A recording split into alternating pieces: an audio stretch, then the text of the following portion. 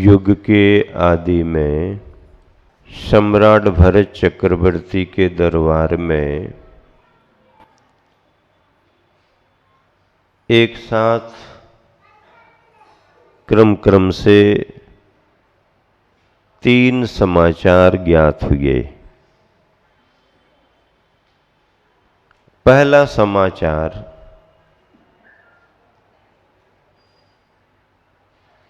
अंतःपुर से दूत लेकर के आता है और महाराज की जय जयकार करते हुए निवेदन करता है कि हे चक्री, आप बड़े सौभाग्यशाली हो, क्योंकि मैं रनवास से आ रहा हूं और शुभ समाचार ये है कि आपको कुल दीपक के रूप में पुत्र रत्न की प्राप्ति हुई है। चक्रवर्ती ने सुना, शुभ समाचार था, सुखद समाचार था, वंश वृद्धि, कुल दीपक, परंपरा आगे चलेगी, ऐसा सोच करके प्रसन्नता प्रकट करते हुए सिंहासन पर बैठे बैठे ही उस दूत के लिए पुरस्कार प्रदान कर दिया। जाओ, बहुत अच्छा समाचार। चला गया। थोड़ा ही समय बीता कि एक दूत और आया, महाराज की जय हो, जय हो। अभी तक तो केवल ये सुनते आ रहा था कि आप चक्रवर्ती हो, लेकिन आज आपकी आयुधशाला में चक्र रत्न प्रकट हो गया है और इसका मतलब ये है कि अब आप 6 खंड को जीतेंगे और चक्रवर्ती सम्राट बनेंगे। बड़ा अच्छा समाचार था। 6 खंड के अधिपति बनेंगे, चक्र रत्न, नवनिधि, 14 रत्न सब मिलेंगे।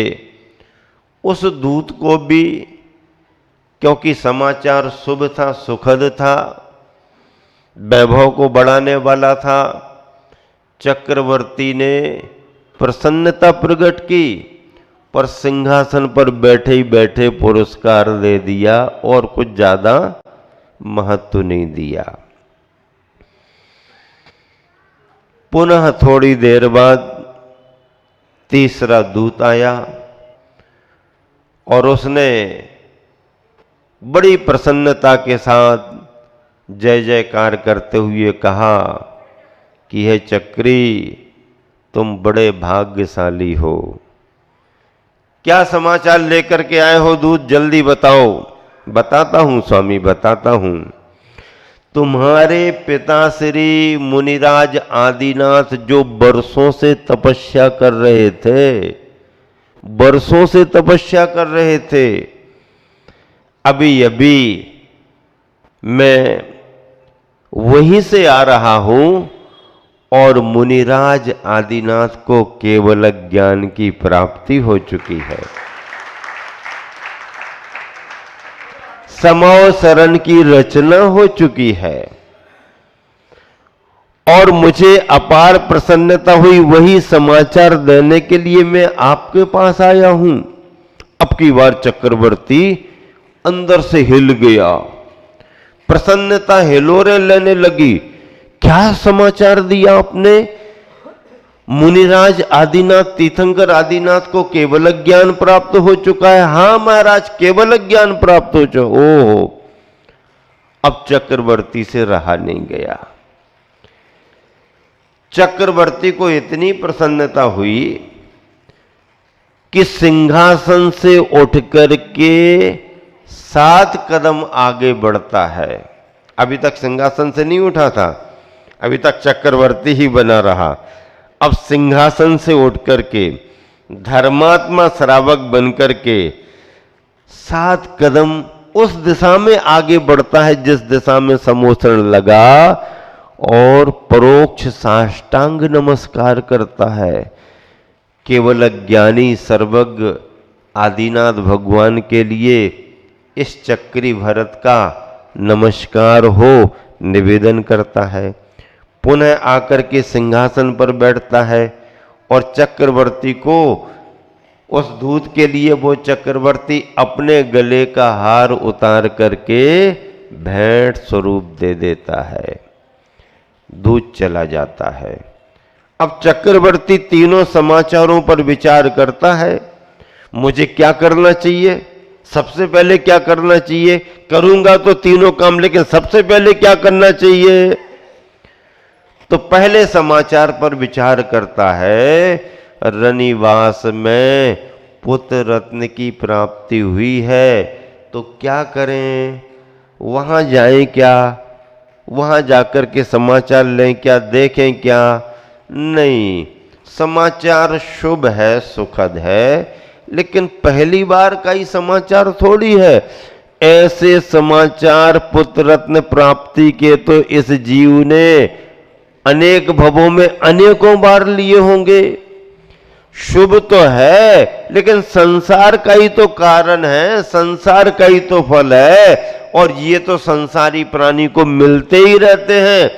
समाचार शुभ होते हुए भी बड़ा महत्व का नहीं है। आया है, हजारों बार हजारों पर्यायों में आया होगा। चलो छोड़ो, अब चक्र रत्न मिल गया है, चलो रतन को देखने के लिए चले। नहीं, ये चक्र रत्न अर्थ पुरुषार्थ का प्रतीक है। पहला समाचार काम पुरुषार्थ का फल था, ये समाचार अर्थ पुरुषार्थ का फल है। और ऐसे बल वैभव को बढ़ाने वाले तो अनेक भवों में अनेक बार पद प्राप्त हुए होंगे। चक्रवर्ती जैसा पद बार बार नहीं मिलता है, अनेक बार नहीं मिलता, ये बात अलग है, लेकिन बाकी राजा महाराजा तो कई बार बन चुके होंगे, बल वैभव तो कई बार बड़ा होगा, अर्थ पुरुषार्थ तो कई बार सदा होगा।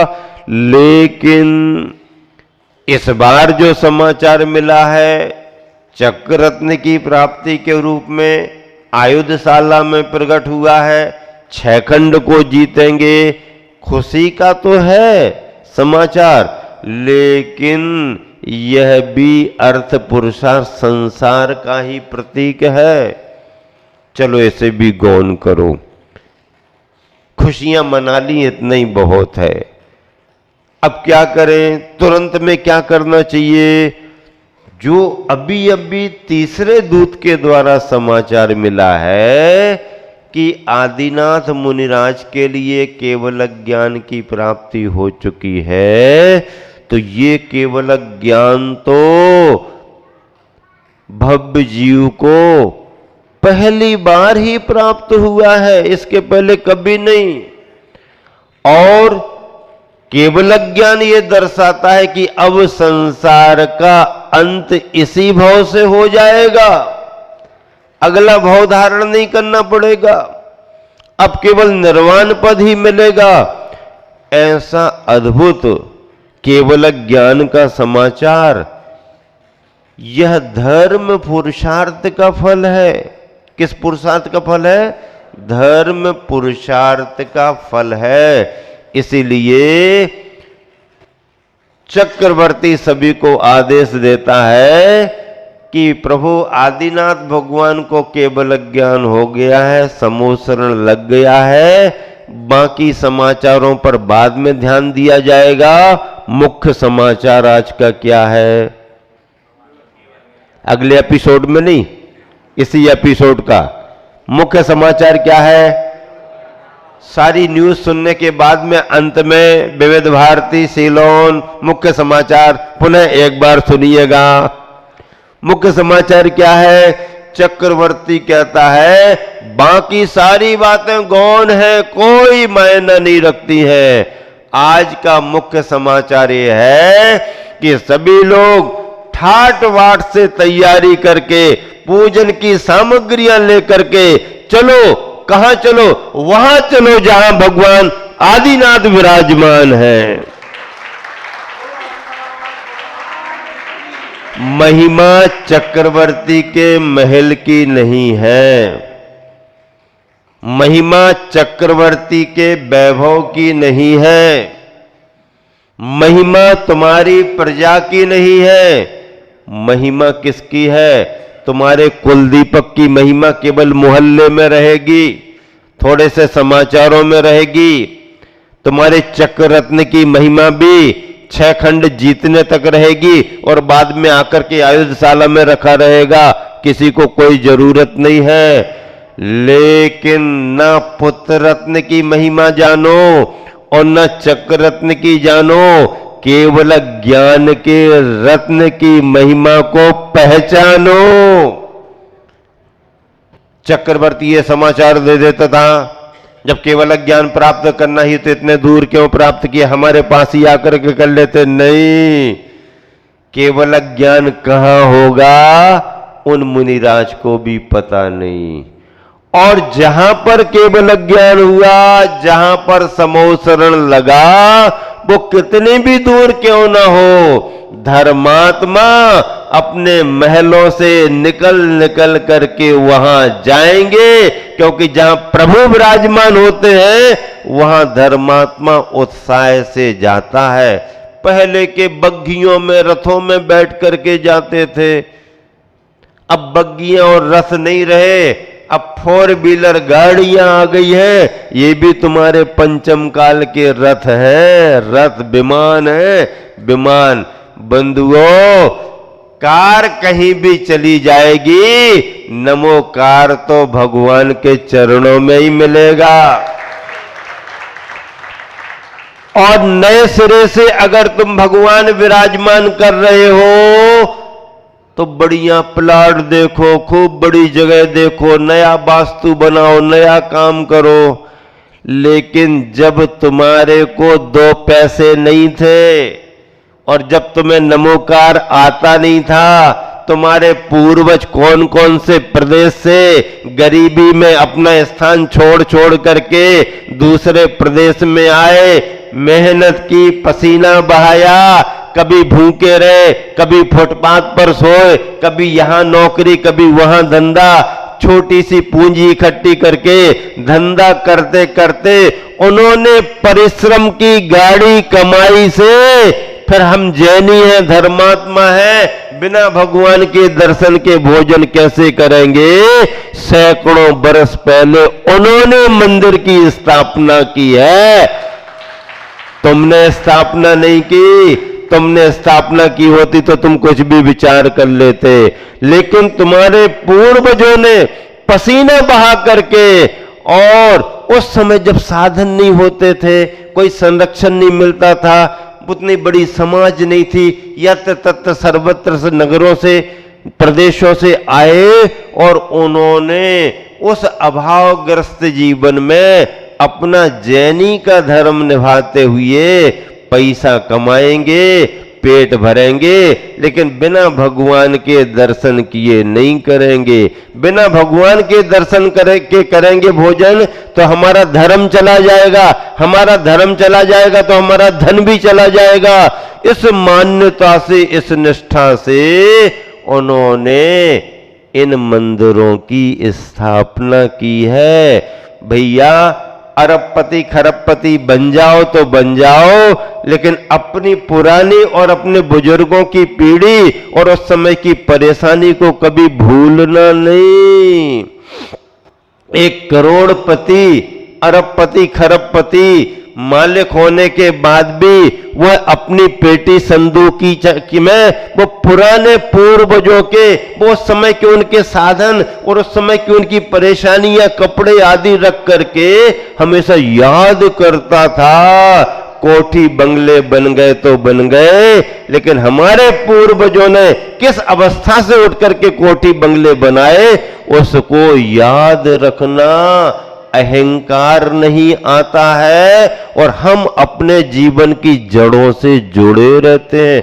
हम क्यों कुंद कुंद स्वामी को याद करते हैं, क्यों महावीर भगवान को याद करते हैं, क्यों समंत भद्र अकलंक को याद करते हैं? आज तो वो है ही नहीं, आज जो है उनको याद करो, आज जो है उनको तो याद करेंगे, लेकिन अगर हम महावीर को भूल गए, अगर हम आदिनाथ को भूल गए, अगर गौतम स्वामी को भूल गए, कुंद कुंद स्वामी को भूल गए, तो ये कोठी बंगलों को भी तुम्हारे लिए कोई भी भुला देगा।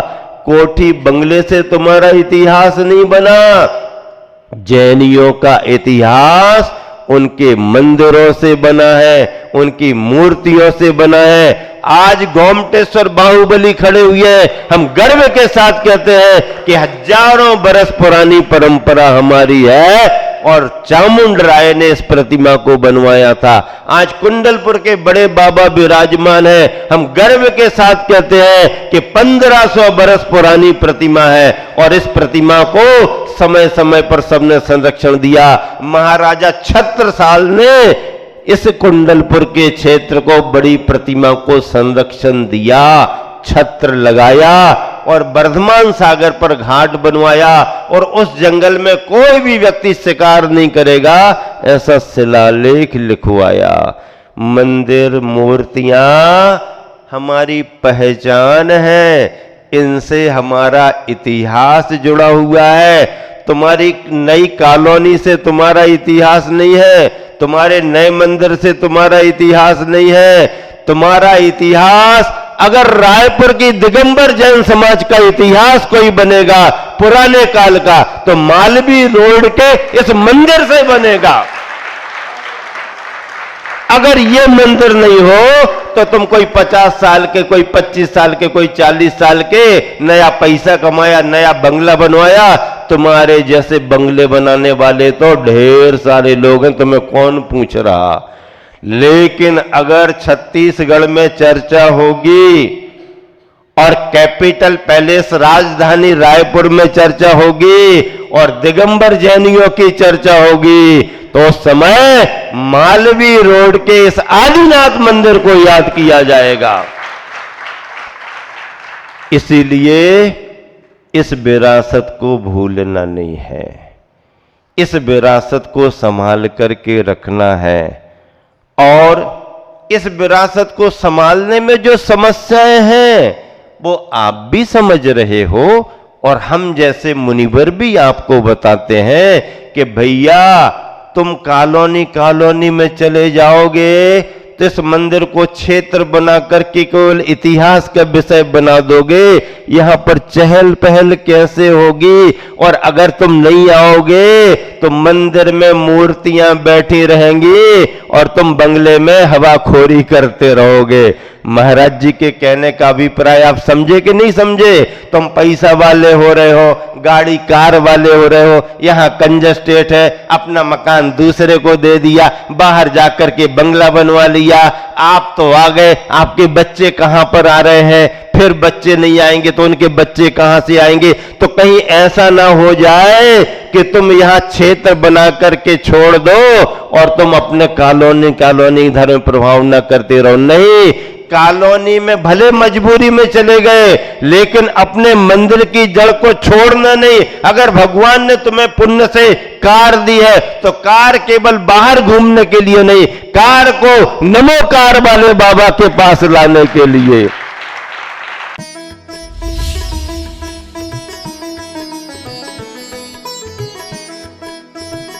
संत वचन है सुधा सम, शांति का करे संचार।